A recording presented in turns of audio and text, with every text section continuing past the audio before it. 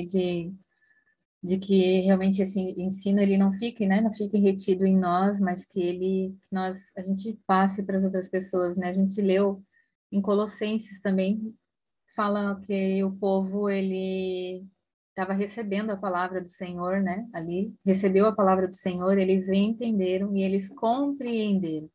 Então essa é a minha oração também, né, para cada um de nós, que a gente não fique só no campo do entendimento, mas que a gente compreenda, para que realmente esse ensino ele, né, flua através de nós, que não seja a gente não seja uma poça aí de água parada, um mar morto, mas que nós sejamos aí. Eu esqueci o nome daquele outro rio, que é um rio que flui, que é com, né, águas limpas, águas vivas, e tem uma diversidade de peixes lá e de vida nele, amém? Então, hoje a gente vai conversar um pouquinho sobre um panorama, né? Quando eu estava conversando com o pastor, ele falou, né, agora eu vou falar dos profetas, pastores, né, para vocês saberem que eu realmente incomodo bastante eles. Meu Deus! E ele falou, então tá, então eu vou falar, né, dos profetas, mas eu vou dar um panorama, porque se nós formos realmente falar sobre, né, cada um deles, é muita coisa para ser falado, né? O livro que eles nos deixaram são livros riquíssimos, que têm muita informação, principalmente, né, para o que nós estamos vivendo hoje, né? Eles falam muito, né?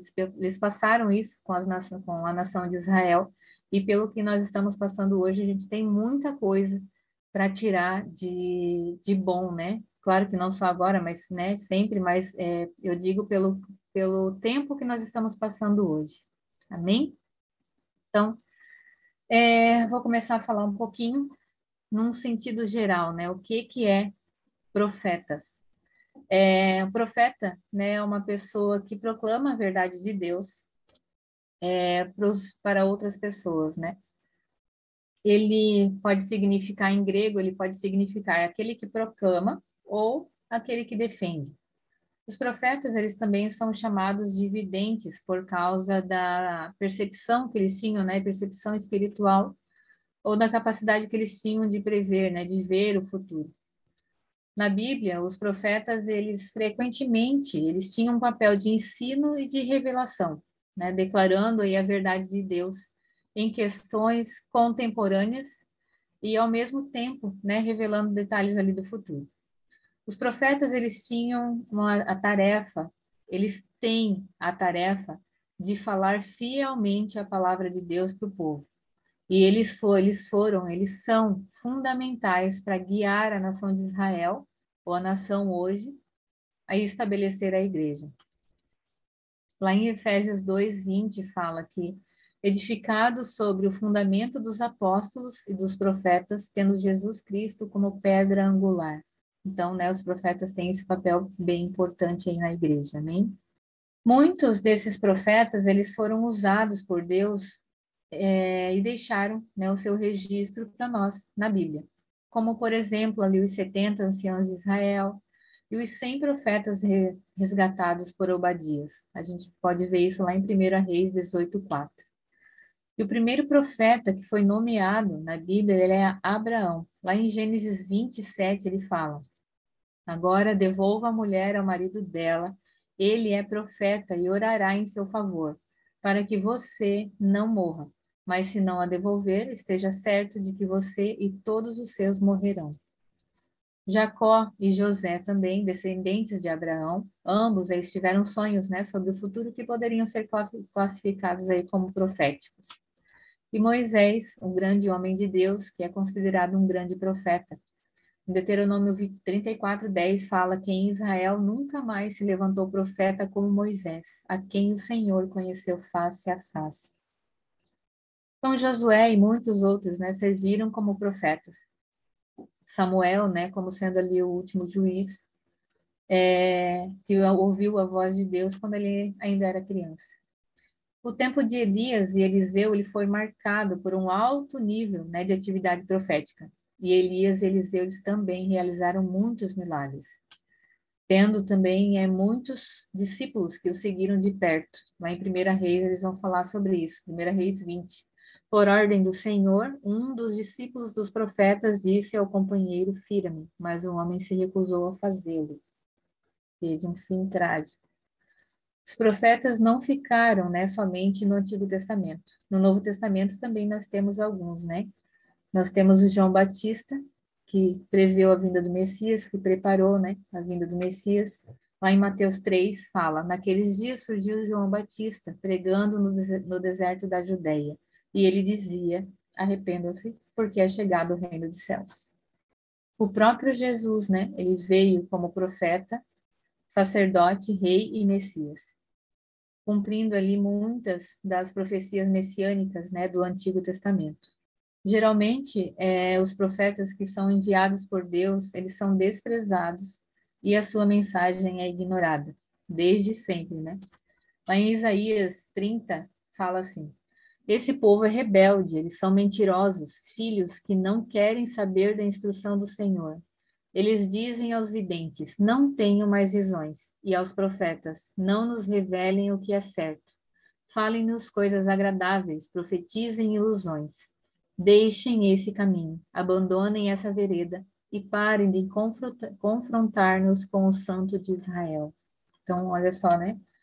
Isso ainda acontece, ainda muitas pessoas, né, não querem conhecer a verdade do Senhor, preferem a mentira, preferem ser levadas, né, pelas próprias vontades do que ser guiado pela vontade do Senhor, né? Então, Jesus, ele lamentou, né, que Jerusalém tinha matado os profetas que Deus lhes enviou. Lá em Lucas 13 fala: Jerusalém, Jerusalém, você que mata os profetas e apedrejas os que lhes são enviados. Quantas vezes eu quis reunir os seus filhos como a galinha reúne os seus pintinhos debaixo das suas asas, mas vocês não quiseram. É claro, né, que o mundo, que nem todo mundo proclama uma mensagem que é, na verdade, um profeta de Deus, né? A Bíblia adverte muito nós cristãos contra os falsos profetas, que afirmam, né, falar em nome de Deus, mas que, na verdade, eles enganam as pessoas que pretendem informar, né? Um verdadeiro profeta, ele está comprometido a proclamar a verdade de Deus. Ele ou ela nunca irá contradizer a palavra revelada de Deus. Então, né, como nós sempre conversamos no Tropa, a gente não negocia a verdade, né? Nem que no fim reste somente os 12. Então, a gente vai falar um pouquinho sobre esses profetas, os maiores. Os profetas menores, a gente vai falar na próxima reunião. Eles estão organizados, né, nessas duas categorias de acordo, né, com o volume do seu conteúdo, não sendo, né, ali caracterizado a importância. Eles são maiores porque são mais importantes. Na Bíblia hebraica, os livros dos profetas menores, eles são contados apenas como um único livro. E é importante que a gente entenda isso, né? Porque tanto os profetas que produziram um texto maior, como os que produziram um texto menor, né? Ou até mesmo aqueles profetas que não produziram texto algum, todos eles foram igualmente importantes e cumpriram todo o propósito de Deus através dos seus ministérios. Então, os profetas, eles produziram, né, literatura, os maiores e os menores. Eles são geralmente chamados de profetas escritores. Já os profetas que não produziram texto e que compõem o cânon bíblico são geralmente chamados de profetas oradores. Entre os profetas oradores, a gente pode citar Elias e Eliseu, né, como exemplo. Nos profetas maiores, a gente tem Isaías, Jeremias, Lamentações, que também é conhecido como Lamentações de Jeremias, Ezequiel e Daniel.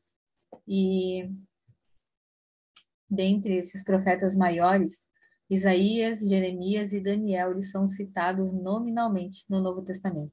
Então, falando um pouquinho aí sobre profetas, nós vamos começar com o livro de Isaías. Ele nos apresenta Jesus como um servo sofredor, e ele tem o significado de que é o Senhor salva, nome Isaías, né? Isaías, ele foi um profeta ali no reino dividido de Israel e de Judá, e posteriormente só de Judá, que Israel já era, né? Isaías era filho de Amós, que não deve ser confundido com o profeta Amós, né? Isaías, ele era casado com uma mulher chamada profetisa, que lhe deu 3 filhos. 2 deles tinham seus nomes diretamente ligados com o ministério de Isaías, servindo aí como sermões ambulantes, né? Em Isaías 8, fala assim: Então deitei-me com a profetisa, minha mulher, e ela engravidou e deu à luz um filho. E o Senhor me disse: Dê-lhe o nome de Maher Shahal Hashibaz. Que nome fácil, meu Deus! Pois antes que o menino saiba dizer papai e mamãe, a riqueza de Damasco e os bens de Samaria serão levados pelo rei da Síria. Então, né, Deus julgaria Judá pelos pecados do povo. Isaías 1:2 fala: Ouçam, ó céus, escute, ó terra, pois o Senhor falou. Criei filhos e os fiz crescer, mas eles se revoltaram contra mim. O boi reconhece o seu dono, e o jumento conhece a manjedoura do seu proprietário. Mas Israel nada sabe, o meu povo nada compreende. Misericórdia, né? Ontem, não sei se foi ontem ou se foi hoje, a Fábio falou algo que me chamou a atenção e me remeteu novamente a esse versículo, que ela falou que ela conhece o aprisco dela e ela não sai de dentro do aprisco. Então, que a gente não seja como esse povo, né, que não reconhece a manjedoura do Pai, não reconhece a voz do nosso Pai, mas que diferente deles, quando o Senhor nos chamar, a gente atente para isso. Amém? Então, outro filho que se chamou Sear Jazub, em hebraico ele significa um resto volverá. Ele foi uma mensagem também de julgamento no início, né, do ministério de Isaías.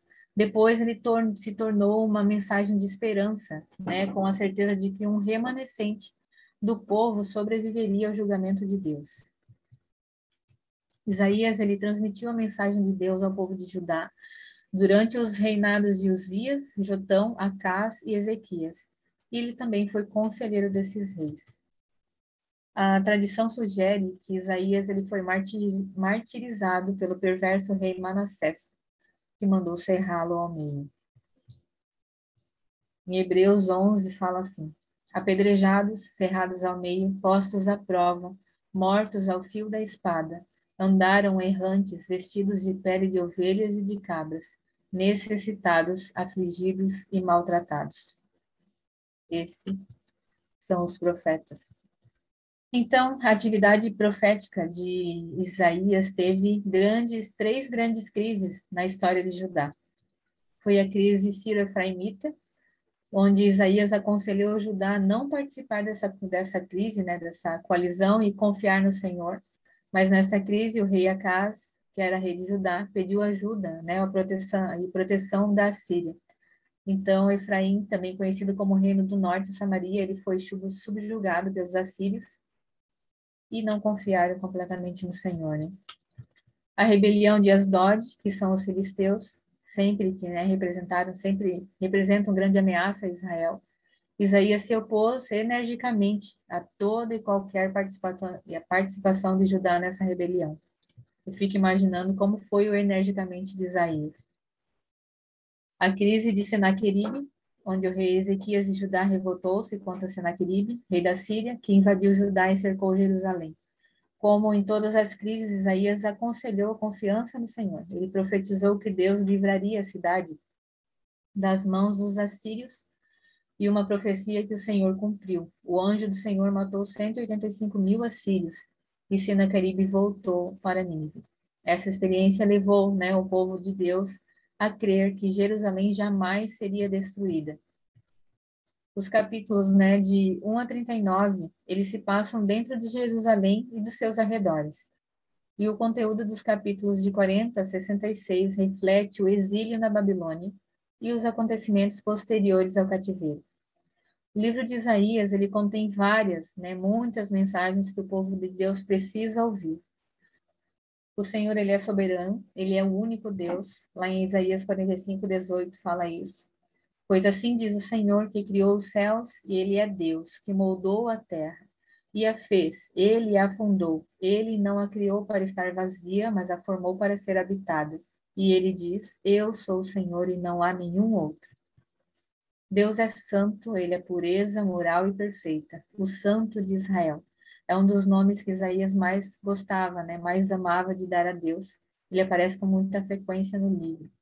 Isaías 6:3 fala: "E proclamavam uns aos outros: Santo, Santo, Santo é o Senhor dos exércitos, a terra inteira está cheia da sua glória." A natureza do pecado é impureza, rebelião contra Deus. Isaías 6:5. Então eu gritei: Ai de mim! Estou perdido, pois sou um homem de lábios impuros e vivo no meio de um povo de lábios impuros. E os meus olhos viram o Rei, o Senhor dos exércitos. A fé no Senhor é a necessidade fundamental de todas as pessoas. Isaías 7:9. A cabeça de Efraim é Samaria, e a cabeça de Samaria é o filho de Remalias. Se vocês não ficarem firmes na fé, com certeza não resistirão. Deus preserva um remanescente do seu povo. Isaías 6:13. E ainda que 1/10 fique no país, esses também serão destruídos. Mas assim como o terebinto e o carvalho deixam o tronco quando são derrubados, assim a santa semente será o seu tronco. Então, o Messias, no livro de Isaías, ele é descrito como uma figura majestosa que reina com justiça e também é retratado como um servo sofredor que padece por um mal que ele próprio tenha feito, mas pelas transgressões de outros. Os capítulos de Isaías 7, 9, 11 e 32, eles falam sobre isso. Então, algumas profecias, né, que se cumpriram por profecias dadas por Isaías que se cumpriram. No material, ele vai estar a parte do Novo Testamento, onde está o cumprimento dessas profecias, tá bom? Então, a profecia é o Messias, que é Jesus Cristo, que ele nasceria de uma virgem chamada Maria. Ele ministraria na Galileia, ele ministrou aos gentios na Galileia. Ele é herdeiro do trono de Davi, ele recebeu o trono de seu pai Davi. Ele terá um caminho preparado. Ele foi anunciado por João Batista. Será esbofeteado e cuspido no rosto. Ele foi esbofeteado e cuspido no rosto.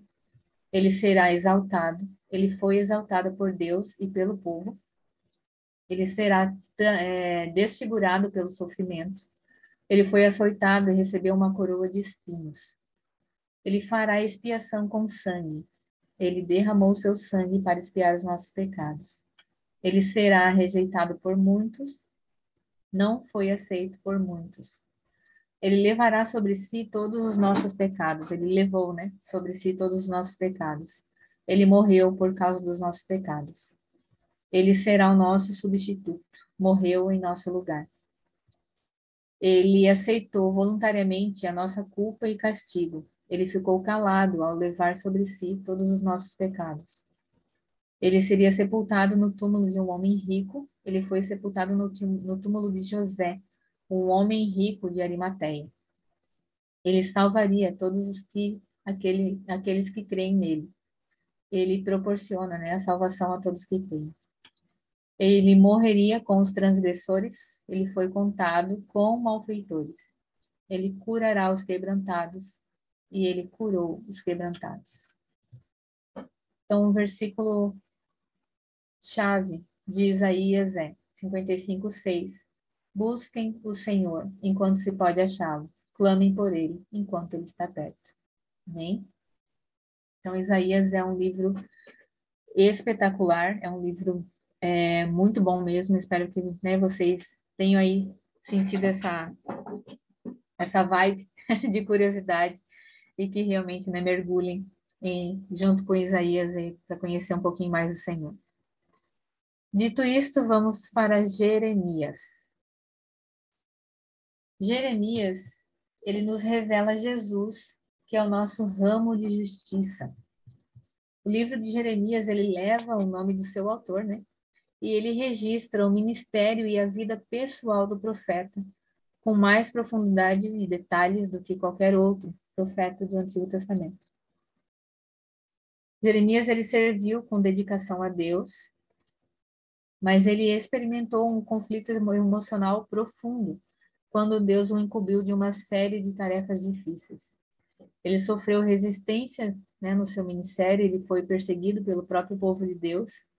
E Jeremias, ele testemunhou, né, a destruição de Jerusalém e do templo.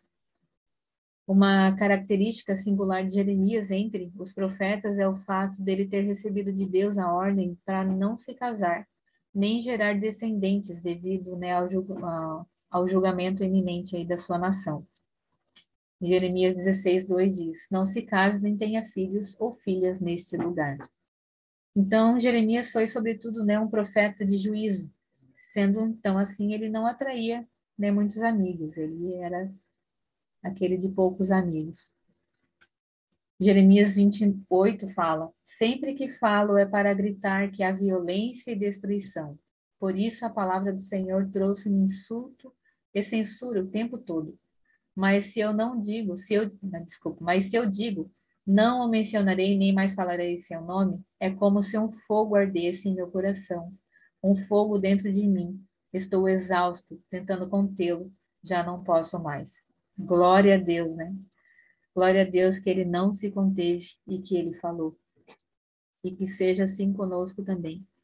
Que mesmo que aquelas pessoas, né, algumas pessoas possam sair das nossas vidas, né, porque a gente, que é fanática, fala muito de Jesus, só fala de Jesus, mas que isso não nos cale, e que esse fogo, como ardeu no coração de Jeremias, ele arda também em nosso coração, e que a gente fale tudo que a gente foi chamado para falar.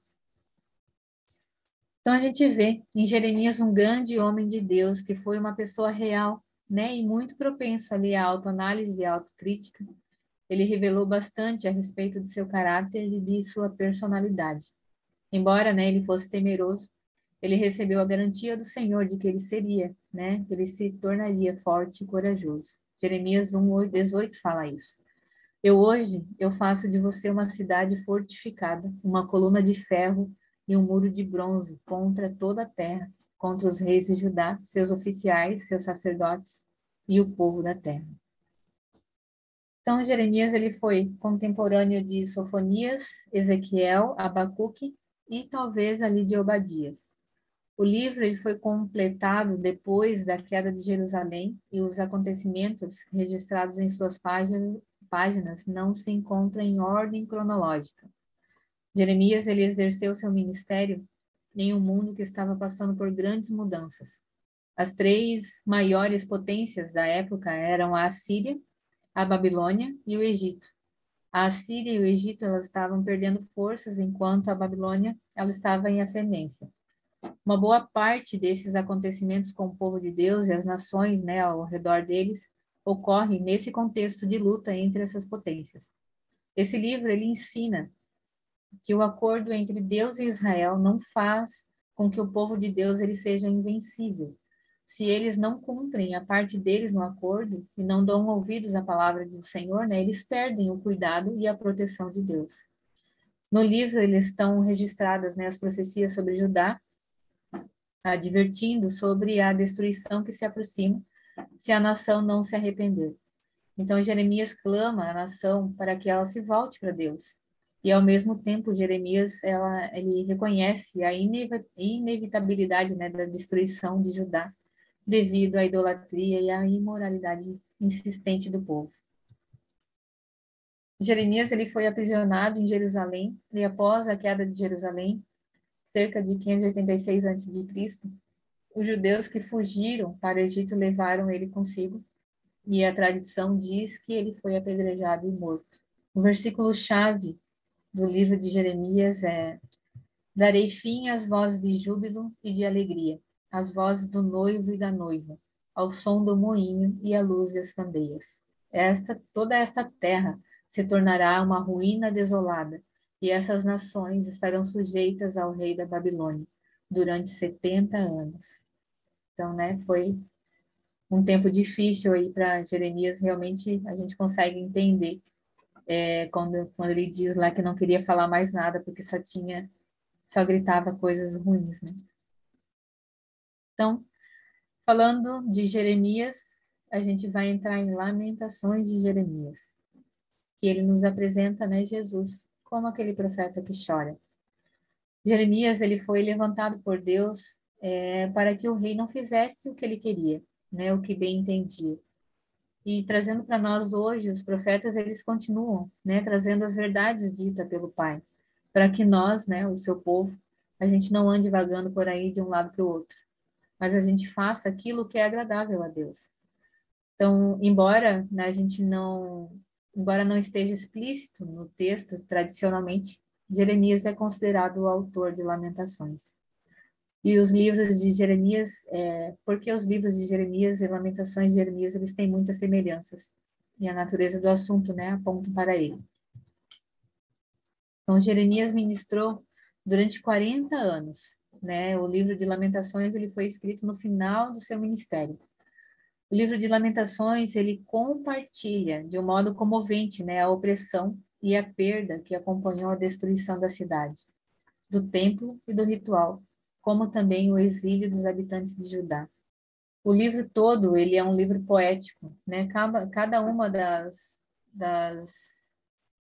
lamentações, elas contêm 22 versículos, a não ser a terceira, que tem 66, que é 3 vezes o 22, refletindo o número, né, de letras do alfabeto hebraico. O emprego do alfabeto hebraico como essa estrutura formal mostra que, por mais que sejam, né, o sentimento seja tão grande nessas lamentações, eles foram compostos, né, foi colocado ali com um cuidado, né, de livro, cuidado literário. Então, a Síria, né, ela tinha deixado de ser essa potência mundial e a Babilônia e o Egito disputavam esse poder. Nabucodonosor, rei da Babilônia, ele havia destruído totalmente Judá, inclusive a cidade de Jerusalém e o templo.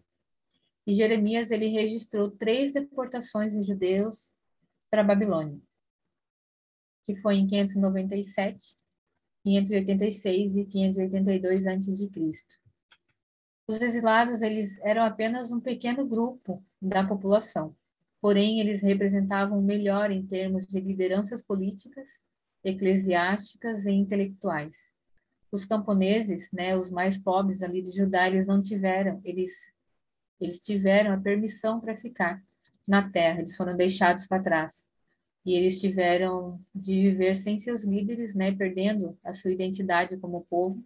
Eles enfrentaram muitas batalhas, execuções, fome e doenças.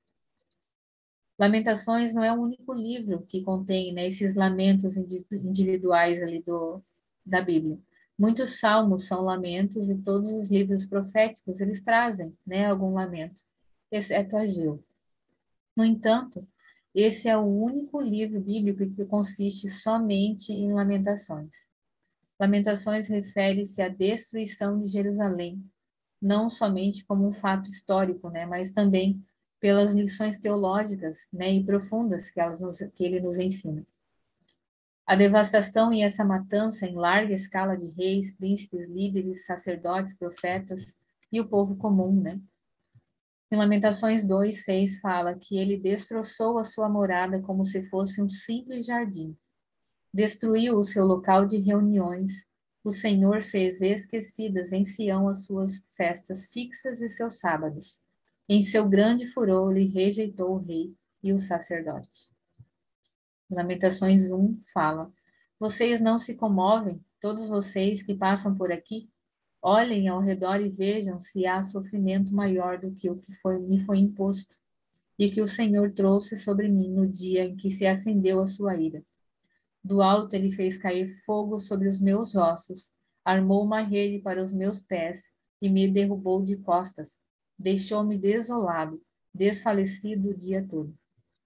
Os meus pecados foram amarrados num jugo, suas mãos o ataram todos juntos e os colocaram em meu pescoço. O Senhor bateu a minha força, abateu a minha força. Ele me entregou àqueles que não consigo vencer. O Senhor dispersou todos os guerreiros que me apoiavam. Convocou um exército contra mim para destruir os meus jovens. O Senhor pisou no seu lagar a Virgem, a cidade de Judá.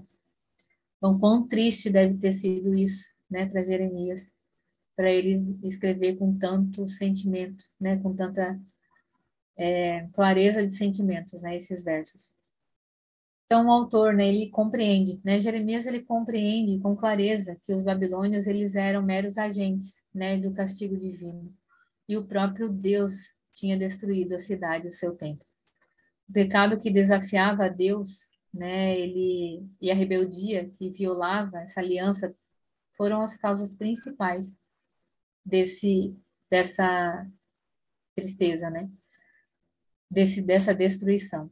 Embora, né, fosse de esperar que esse choro ele fosse natural, realmente, né, e o clamor por punição contra o inimigo, o modo certo de reagir a esse juízo é o arrependimento sincero de todo o coração. O livro ele começa com uma lamentação, mas ele termina com arrependimento. Meu Deus, eu não consigo tirar assim, parece que está sendo escrito para agora. Então, né, no meio desse livro, a teologia de Lamentações, ela focaliza a bondade de Deus. Ele é o Senhor da esperança. Em Lamentações 3:25 diz que o Senhor, ele é bom para com aqueles cuja esperança está nele, para com aqueles que o buscam, em nome de Jesus. Ele é o Senhor do amor, em Lamentações 3:22. Graças ao grande amor do Senhor é que não somos consumidos, pois as suas misericórdias são inesgotáveis. Obrigada, meu Pai. Ele é o Senhor da fidelidade. Lamentações 3:23. Renovam-se a cada manhã. Grande é a tua fidelidade. Ele é o Senhor da salvação. Lamentações 3:26. É bom esperar tranquilo pela salvação do Senhor. Então, apesar, né, de toda a prova contrária, Lamentações 3:22, 23 diz: Graças ao grande amor do Senhor é que não somos consumidos, pois as suas misericórdias são inesgotáveis. Elas renovam-se cada manhã. Grande é a tua fidelidade. Aleluia. Louvado seja o nome do Senhor. Obrigada, meu Pai. Então, vamos conhecer um pouquinho sobre Ezequiel. Ezequiel, ele nos mostra Jesus como filho do homem, ou também como um maravilhoso homem de quatro faces. Ezequiel, o nome Ezequiel significa Deus fortalece. O que se sabe sobre o profeta Ezequiel é o que está extraído, né, exclusivamente do livro que leva o seu nome. Ele profetizou entre os exilados durante pelo menos 22 anos. Ezequiel, ele foi contemporâneo de Jeremias e Daniel, e a nação ela foi realocada, né, em três lugares diferentes, a gente pode dizer assim. Os ricos, inteligentes e sábios, eles foram levados para a Babilônia para trabalhar no palácio, junto com Nabucodonosor. Daniel, ele foi nessa leva. O outro grupo, ele foi levado cativo para a Babilônia, a maioria, né, do povo, milhares e milhares de pessoas. E nesse grupo, Deus levantou Ezequiel, entre os judeus, né, que foram exilados para a Babilônia por Nabucodonosor. Então, teve aí uma terceira turma que ficou, que foram os pobres, os desprezados, os camponeses. Esses ficaram em Jerusalém. E com estes, Deus deixou Jeremias. Então, né, dos 4 profetas maiores de Israel, 3 atuam nesse período difícil. E cada um deles, onde tinha um grupo do povo. Então, Deus, ele se preocupa tanto conosco que ele não nos deixa sozinhos. Sempre tem alguém, né, ali para nos orientar, para nos fortalecer, para nos, né, ajudar. Ezequiel, ele tinha 25 anos quando ele foi levado entre os exilados e ele recebeu o chamado para se tornar profeta, né? Ele era casado, porém a sua esposa ela veio a falecer pouco antes ali da queda de Jerusalém. Ele morava em sua casa própria e ele, junto com seus companheiros de exílio, ele tinha relativamente uma vida livre. Ele recebia, né, visitas ali ocasionais dos anciãos da comunidade em busca de uma palavra de Deus. Ezequiel 8:1 diz assim: No 5º dia do 6º mês do 6º ano do exílio, eu e as autoridades de Judá estávamos sentados em minha casa, quando a mão do soberano Senhor veio ali sobre mim. Então sempre tinha alguém buscando uma palavra de Deus. Ele era de família sacerdotal, e assim ele era, né, candidato ao sacerdócio. E como sacerdote profeta, ele foi chamado para ministrar aos exilados. E a sua mensagem, ela tinha muita relação com o templo e as suas cerimônias. Ezequiel, ele era sem dúvida um homem de amplos conhecimentos. Ele não somente conhecia muito, né? Tinha muito das tradições nacionais, mas ele também conhecia sobre assuntos internacionais e da história. E a sua familiaridade com os tópicos gerais de cultura, desde a construção de navios até a literatura, é igualmente, né, muito grandiosa, é espantosa para aquela época, né? Ele era dotado de um intelecto poderoso e ele tinha capacidade de compreender questões de amplo alcance, lidando com elas, né, por meio de imagens grandiosas e impressionantes. E seu estilo ele pode parecer muitas vezes impessoal, mas em alguns trechos ele é apaixonado e bastante transparente. Ezequiel ele foi uma figura singular entre os profetas do Senhor, mais que qualquer outro, né? Suas pregações elas eram acompanhadas por numerosas e marcantes ações simbólicas. Este livro ele é profético e ele contém uma sequência ordenada de datas. Várias visões e profecias elas são datadas, incluindo o ano, mês e dia, mais do que qualquer outro do Antigo Testamento. Meu Deus, né? Quando a gente chegar assim, datar alguma coisa, a gente vai estar bonzinho. Os especialistas, né, empregando arqueologia e astronomia, eles fornecem equivalentes precisos do calendário moderno, e o seu período de atividade coincide com o momento mais tenebroso ali de Jerusalém. E ele antecede ali esses 7 anos a sua destruição. Um período de grande tribulação, né, onde o povo de Judá havia se voltado para a idolatria e a ilegalidade depois da morte do rei Josias.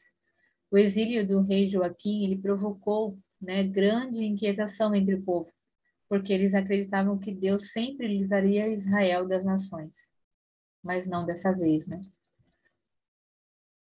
Então, os falsos profetas, eles pregavam que o Senhor, ele muito em breve, ele derrotaria os babilônios e devolveria o trono a Joaquim. Em Judá, o profeta Jeremias ele proclamou que Nabucodonosor seria instrumento de juízo usado por Deus, né, sobre a nação e seus pecados. Em Jeremias 34 ele fala: Assim diz o Senhor, o Deus de Israel: Vá ao rei Zedequias de Judá e lhe diga: Assim diz o Senhor: Estou entregando a esta cidade nas mãos do rei da Babilônia, e ele a incendiará. Você não escapará, mas será capturado e entregue nas mãos dele. Com os seus próprios olhos você verá o rei da Babilônia, e ele falará com você face a face. E você irá para a Babilônia. Então, essa catástrofe, ela enfraqueceu, né, a fé de muitos dos exilados na comunidade de Ezequiel. E alguns resmungaram sobre a justiça de Deus. Outros se desesperaram, achando que Deus havia rejeitado seu povo para sempre. Ezequiel 37:11 diz: Então ele me disse: Filho do homem, esses ossos são toda a nação de Israel. Eles dizem: Nossos ossos se secaram e nossa esperança se foi, fomos exterminados. Então, como a maioria, né, das mensagens dos profetas, a de Ezequiel ela tinha dois elementos: juízo e esperança. Antes da queda de Jerusalém, Ezequiel proclamou o juízo vindouro, né, como resultado dos pecados do povo. Após a queda de Jerusalém, Ezequiel se concentrou na mensagem de esperança, que incluía a restauração do povo de Deus e juízo para os seus inimigos. Ezequiel também falou do conceito de responsabilidade individual de cada pessoa, e cada pessoa ela é responsável pelos próprios pecados. Está lá em Ezequiel 18. Aquele que pecar é que morrerá. Então, ele ressaltou, né, a esperança futura e o perdão para o povo de Deus. Para ele, essa revelação da glória de Deus, ela estava intimamente ligada ao templo. A vinda de Deus, né, para habitar no templo era um presságio, na verdade, da vinda do Espírito Santo, né, à igreja como um templo, né, espiritual de Deus. O livro ele também contém uma passagem sobre a nova aliança, também fala sobre Jesus. E Ezequiel ele focaliza Israel de um modo incomparável, né, como povo santo, templo santo, cidade santa e terra santa. E Israel, quando contaminou isso, né, contaminou o culto que prestava, ele se tornou impuro e contaminou o templo, a cidade e o país inteiro. Então, sendo assim, Deus retirou a sua presença e castigou o povo com destruição nacional. Então, no entanto, a fidelidade de Deus com a aliança, com a sua aliança e o seu desejo, né, de salvar eram tão grandes que ele avivaria novamente seu povo, seria pastor dos seus, purificaria suas impurezas e as reconstituiria como expressão perfeita do seu reino na terra prometida e governada por Davi. Venceria totalmente todas as forças e potências organizadas contra ele, demonstraria sua glória entre as nações e devolveria à cidade santa a glória da sua presença. Ezequiel ele retrata poderosamente a grandiosidade e a glória do governo soberano de Deus.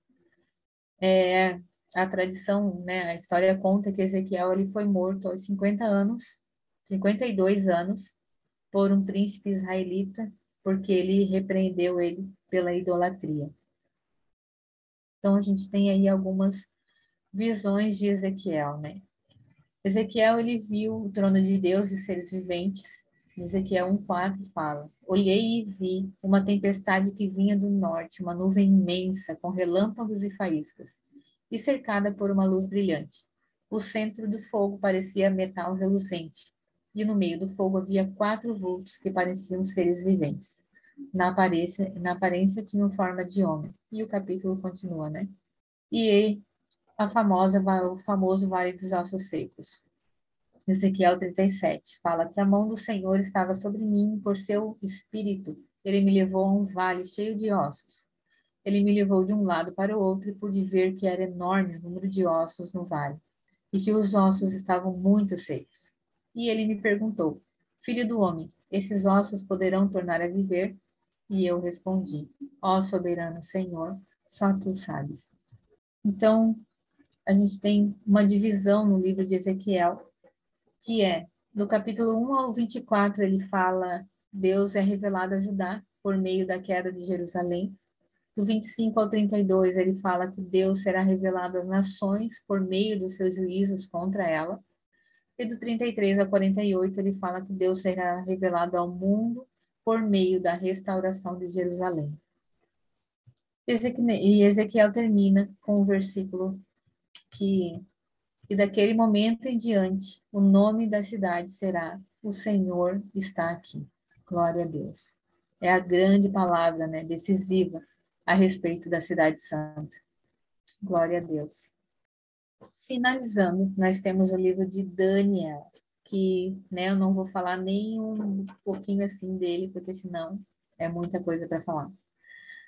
Jesus é o 4º homem da fornalha e Jesus é a pedra que esmiuça. O autor, ele é Daniel, e o nome significa Deus é meu juiz. E ele foi exilado, né, na Babilônia junto com outros jovens de linhagem real. Como a gente já viu, né, ele ficou no palácio de Nabucodonosor. O próprio Jesus confirmou a autenticidade da autoria do livro de Daniel lá em Mateus 24:15.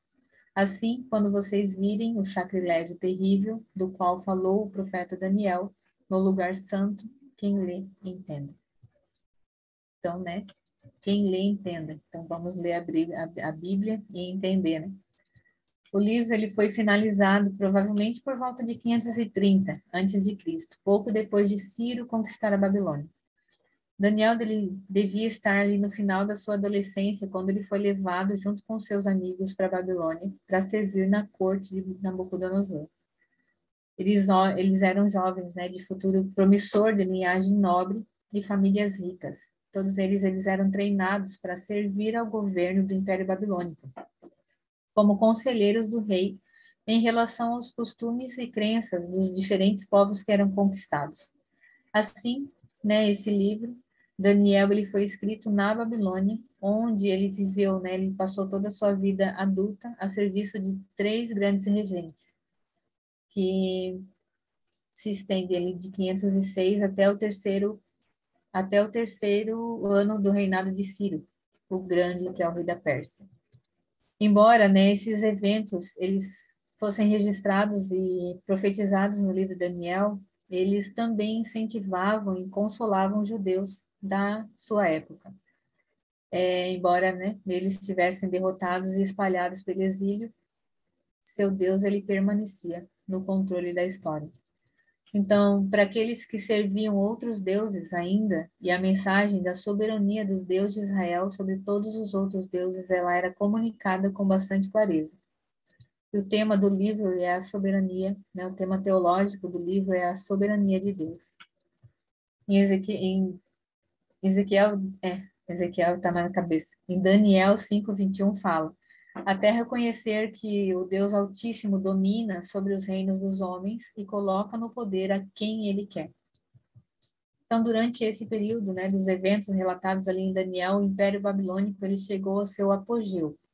Ele iniciou a sua queda e então caiu sob o exército dos Medo-Persas, sob Ciro, né? Muitos dos eventos registrados em Daniel, eles são confirmados em registros históricos seculares do mesmo período. Então, normalmente, o livro de Daniel, ele é dividido em duas partes principais, né? Que a primeira conta ali sobre a história de Daniel e de seus amigos, né? Como Daniel na cova dos leões e os seus amigos na fornalha.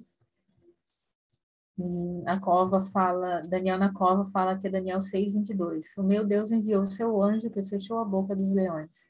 Eles não me fizeram mal algum, pois fui considerado inocente à vista de Deus. E também contra ti não cometi mal algum, ó rei. E a outra parte, né, a parte apocalíptica do livro. O conteúdo ele, né, se refere a revelações, especialmente aquelas feitas, né, por meio de sonhos e visões ou símbolos.